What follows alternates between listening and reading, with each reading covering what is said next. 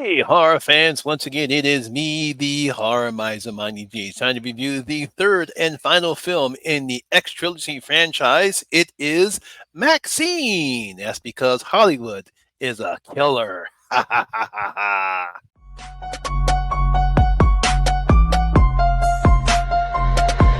Y'all ready for this?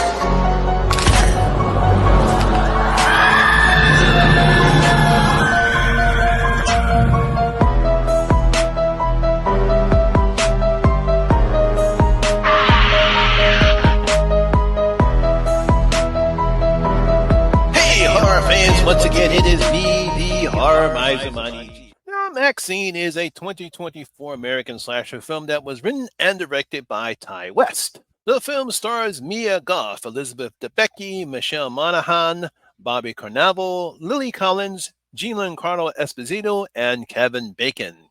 Now, in this film, taking place in Hollywood 1980 adult film starring aspiring actress Maxine Minx finally gets her big break.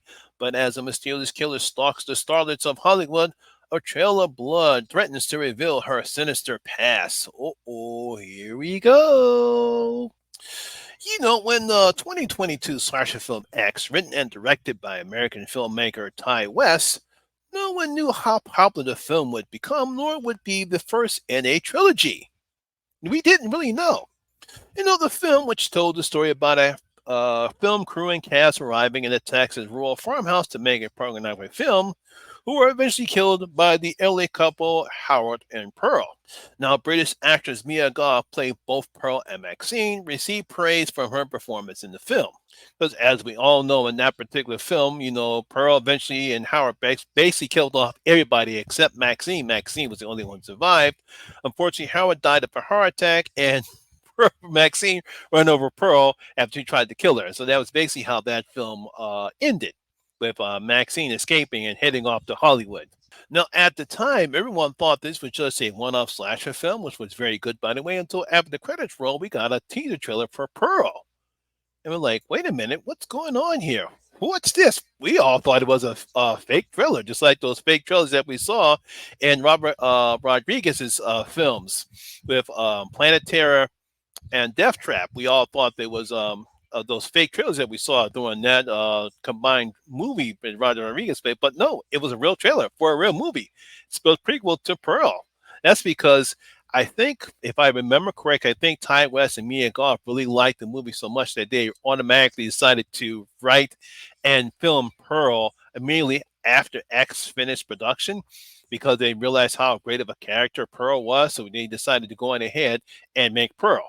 Now, the prequel to X, Pearl, was released on September 2022, where Mia Goth was once again praised for her performance in the film, telling the origin story of Pearl living on her farm ranch in 1918. It was a very good film, kind of stylizes of the 1950s Technicolor films. Even the font was credited that way. Really good film. Obviously, Mia Goth was praised for her performance. It was one of the best horror films that came out that year. I really did enjoy Pearl. So now Ty West and Mia Goth brings us the next and supposedly final film in the X film series called MaXXXine. Taking place in Los Angeles in 1985, 6 years after the event of X, we see that Maxine Minx is auditioning for the lead role of a horror film called The Puritan 2. At the same time this is happening, we get news reports, or we see news reports about the serial killer called the Night Stalker is murdering several people in and around Los Angeles and Hollywood. Now, after getting the leading role of the film, Maxine learns that two of her fellow porn actresses have been murdered with satanic symbols branded onto their skins. Ooh, man. So, can Maxine fulfill her dreams of becoming a star, or will her past finally catch up with her, or is she about to become the Night Stalker's latest victim? Oh, poor Maxine. Just when you thought you were going big, you could actually die or go to jail. So, after about 2.5 year wait for Maxine to be released, has Ty West giving us the perfect ending to this incredible story? We'll talk about that later. Now, we all know that Ty West uses several themes in both of these films, in X and Pearl, particularly in when it comes to X. He basically used themes that are similar to the Texas Chainsaw Massacre or some of the ultraviolet horror films that came out during the 70s with an X. And as I stated earlier with Pearl, it drew inspirations from the 1950s Technicolor films, such as The Wizard of Oz and other those films like that. And he also used the same type of credits that were used in those films. That's one of the things that I really did love about Pearl is that not only did the film was similar to those films in the 50s, he also ended the film the same way with the credits that they use, the same font style, the same way they ended the film, where they say the end and then the credits roll up and in that particular film. I think one of the most amazing things in that particular film, not because of Mia Goth's very well soliloquy that she has towards the end of the film, but the fact is when she at the end of the film she has that really goofy smile when her husband comes home, and she keeps that smile for at least for a good almost 10 minutes because those credits are long, and she kept the smile. So you really got to give Mia Goth credit for how long she kept that smile when those credits were rolling. So it's no surprise that Ty West was influenced by the Hollywood exploration films like Hollywood Boulevard or Hollywood Vice, Vice Squad, or Hardcore for Maxine. All those films that I just mentioned, Maxine has a certain similar style with those films. In fact, while watching this film, it was giving me vibes of the 1984 exploitation film called Angel. Now, for those who don't remember, a particular film, Angel was a 1984 Hollywood exploitation film where the main character was a honor student, school by day, and of course a Hollywood prostitution at night. And unfortunately, those two worlds clashes when she gets chased by a serial killer. No, just like in Angel and just like those films I mentioned earlier, we get to see the ugly side of Hollywood that no one wants to see, especially during the 80s, where prostitution, drugs, and sex were kind of the norms back then. And we get to see all that play out in Maxine. And Ty West does a good job in projecting that. And the atmosphere, all that stuff reminds me of those days in Hollywood. I mean, Taiwan shows us the glamour, the music, and the violence that took place during that time, especially when the Night Stalker murders were occurring. Everyone was scared, everyone was nervous, but it didn't stop them from doing what they were doing. They just had to be very extra cautious.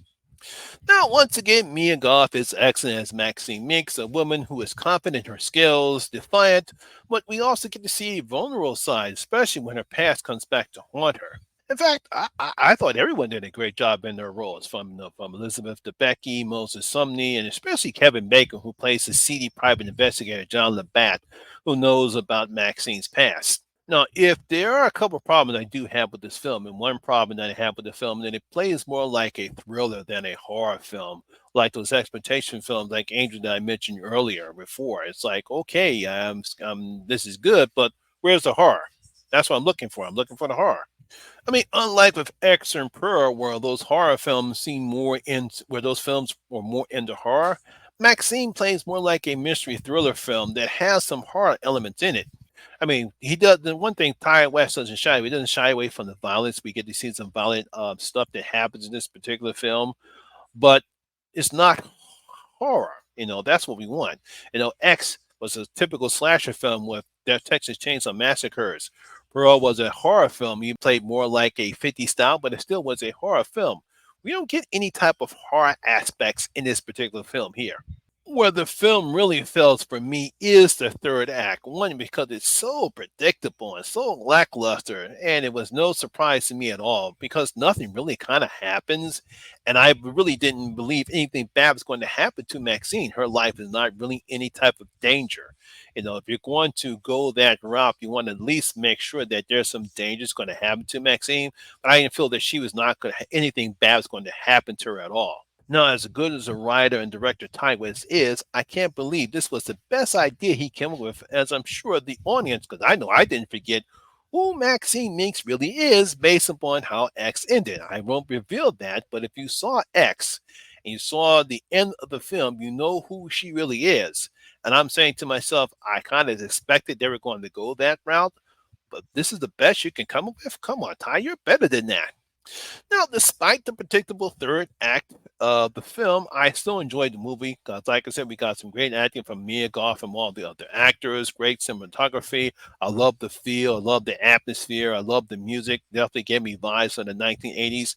And this was a decent conclusion of a great character of Maxine. It's just I was expecting a little bit more from Ty West. There's more of the horror elements in the film and kind of a better way to introduce something that we know about Maxine's past that was going to come up in this film. It could have been a better way to introduce it to the audience. Now, I really have a hard time trying to rank this particular film because it's still a decent film. I really did enjoy the film. I really enjoyed the acting. I love the cinematography. But when you add the lackluster third act of the film and the fact this is really kind of not a horror film, I have to slice it down. So Maxine is only going to get 2.5 out of my 5 bloody gold coins because I was kind of disappointed. I expected a little bit more better from Ty West, but it only gets 2.5 out of my 5 bloody gold coins. So there you have it, guys. That is my review and video for Maxine. Hope you guys did enjoy it. If you did, please give it a thumbs up, like, and share. It really helps out with the YouTube algorithm. Have you seen Maxine? Yeah, please leave your comments in the comment section below and tell you your thought about the film. Also, if you're new here, please hit that subscriber button, ring that notification bell. That way, we notify anytime when I put up new videos such as this one. Once again, my name is Lamont Smith, better known as the Horror Miser Monty G, and always remember that horror rules. And I see you in my next video. Like I say, safe out there.